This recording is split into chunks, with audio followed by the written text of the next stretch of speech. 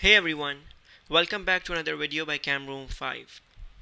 In today's video we'll revise reversible reactions where reactants convert themselves into products and products can convert themselves back into the reactants. We know that the graph looks like that the reactant concentration increases, the products decrease, and when the lines become constant, it is the point of equilibrium. We looked at how the forward and reverse reactions took place at the same rate. We know that equilibrium is applicable to only reversible reactions where the rate of forward and backward reactions became same. We know that the concentrations become constant at the point of equilibrium. We wanted to maintain the conditions which we have already looked at in the previous video. We talked about Le-Chatelier's principle, that how the equilibrium can be disturbed by changing the concentration or through changing the temperature. We looked at two mnemonic words including exotil and endotir, where TIL and TIR helped us understand how will the equilibrium be disturbed at changing temperature. This was all from the previous videos and I would recommend you watching it. In today's video we'll talk about the role of pressure followed by some past paper questions. When we talk about pressure on chemical equilibrium, we should understand that pressure only affects gaseous reactions or including the ones where some gases are involved. We never consider solids or aqueous substances here. When we talk about the role of pressure, we need an example to start our discussion. Imagine 2 moles of gas X produce 1 mole of gas Y and there's an equilibrium between both. You can say there are 2 moles of gas X, which means more particles of X are involved, while only 1 mole of gas Y is involved, so less particles of Y would be there.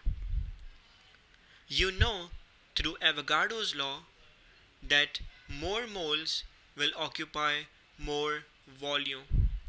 So at room temperature pressure, X will be occupying twice the volume compared to Y. The volume of X would be double than the volume of Y. And now, since gas has more volume in X and Y has less volume, you can also predict that at same temperature, when you compare the volumes of X and Y, X will be more comfortable at less pressure because X wants to occupy more volume, so X will need less pressure, but Y will be comfortable at more pressure because Y occupies less volume. That is Boyle's law, which is stating inverse relationship between volume and pressure. So you can say high pressure will favor the side of equilibrium. It will favor the side of equilibrium, whichever side, with less gas moles. Now focus.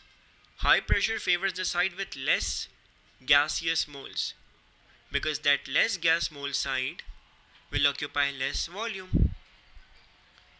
On the contrary, when you talk about low pressure, so obviously low pressure means more volume, right? So low pressure will favor the side of equilibrium. Again, whichever side, it will favor the side of equilibrium where you will have more gas moles. Notice that I am considering the moles of gas only, not aqueous, not liquid, not solid. So low pressure will favor the side with more gas moles that can occupy more volume. Imagine a purple gas as a reactant which is R2X, 2 moles of gas X with more particles of gas X. And there is another gas which is Y, it has less particles and it occupies less volume. Now when we talk about a reaction between X and Y, let's begin and let's say that X was there in the beginning. It was a reactant. When X reacted and started to make Y, some particles of Y could also be seen. The red ones are Y. Now since the particles of X are more, the moles of X are more, X would be more comfortable in more volume. So with more volume, and you can say less pressure, X would be more comfortable. So the equilibrium will favor the side with X. But if you increase the pressure, and if you try to exert more force through pressure and decrease the volume, then Y would be more comfortable because Y occupies less volume and Y would be more comfortable in less volume. So more pressure will favor Y because of less volume and less pressure will favor X. So let's try some past paper practice questions and let's see if we are able to apply our understanding of these reversible reaction concepts. Carbonyl chloride CuCl2 is a colorless poisonous gas formed when carbon monoxide and chlorine combine in the presence of sunlight. The forward reaction is exothermic. Now, if it's exothermic, we can use the word of exotil, which means temperature increase left. We might need that in future. Predict and explain how each of the following affects the position of equilibrium in this reaction. Increasing the concentration of chlorine. Now chlorine is one of the reactants. If more chlorine is added, chlorine will try to react, but only way that chlorine can react is through forward reaction. Chlorine can only make more product. So we will say the equilibrium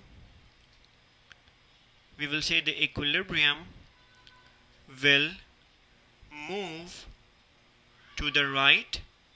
It will move to the right as chlorine will react and produce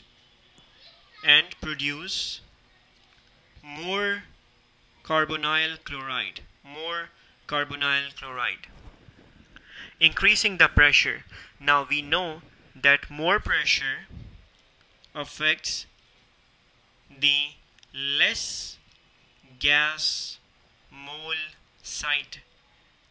So when we count, on the left side we have 2 moles, 2 gas moles, one because of the CO and one because like the chlorine.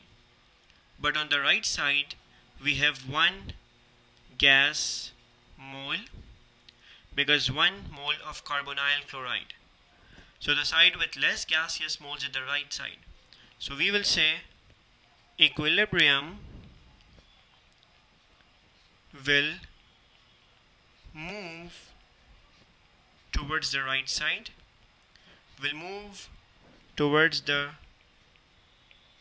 right side and produce more carbonyl chloride since the right side has less gaseous moles. The right side has less gaseous moles. The next question says increasing the temperature. So now when we increase the temperature, we know that exotil means temperature increase left. So more temperature will shift the equilibrium to the left side. So the answer is going to be equilibrium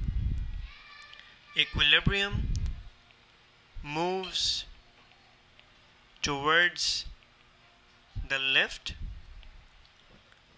as it is an exothermic forward reaction. You should mention why you decided for the equilibrium going to the left.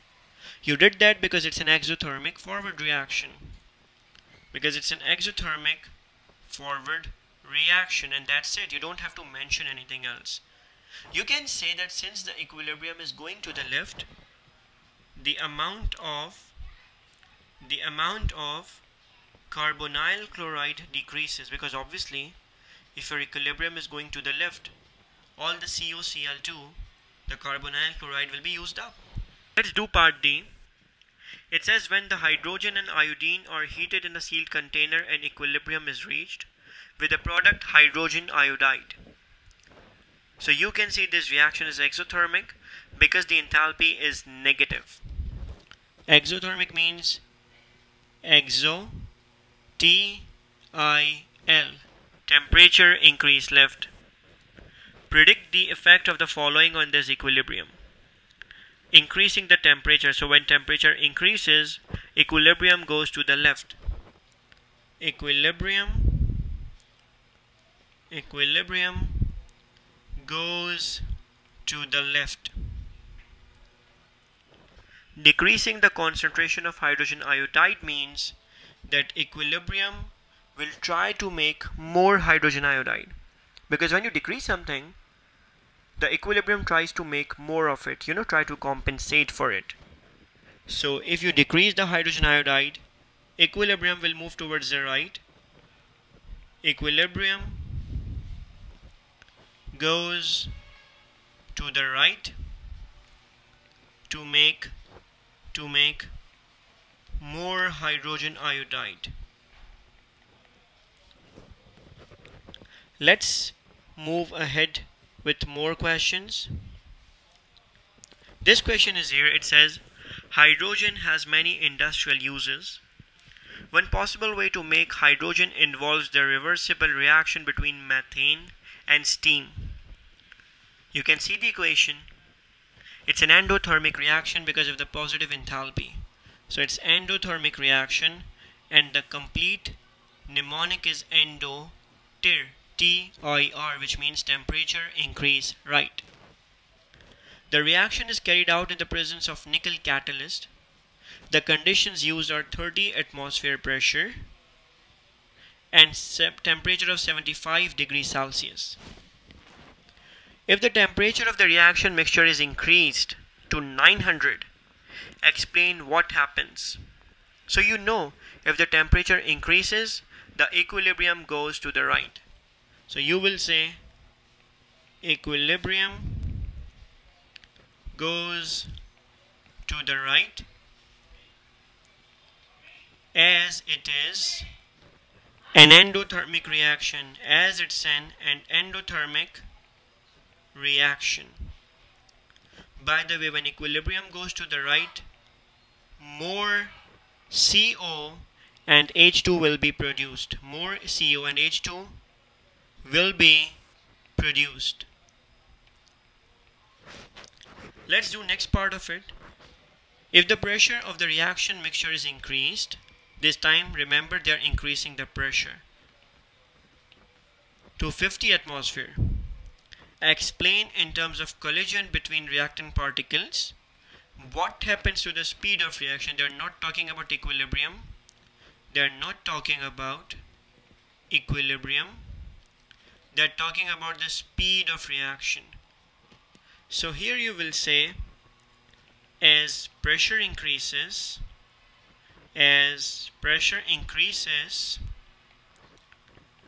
particles move closer. Obviously, when there is less volume available, particles move closer. So particles move closer, and there will be more particles in unit volume. So there will be more particles per unit volume. So they will collide more frequently.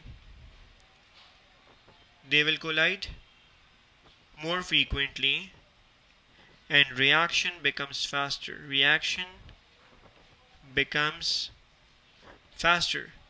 So I hope these kind of questions are clear to us, and in the next video we'll try to do more past paper questions from recent years. Stay tuned, guys. Thanks.